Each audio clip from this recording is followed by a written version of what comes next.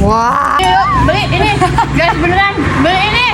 Sesuai namanya nikah, kedai Merapi itu beneran bikin kita Berapi-api. Paling seru, semua menu bisa pilih level pedasnya. Jadi aman banget buat yang gak suka pedas. tapi juga nagih banget buat pecinta pedas garis keras nih. Kita sikat dulu mie kuah Merapi level 2-nya ya, Nat. Wah, gila sih. Pedasnya itu nampol, tapi enak banget. Iya, kuahnya gurih dan ada hint kencurnya gitu. Lanjut ke mie goreng Merapi, ini juga gak kalah, Nat. Pedasnya nyatu banget sama mie-nya.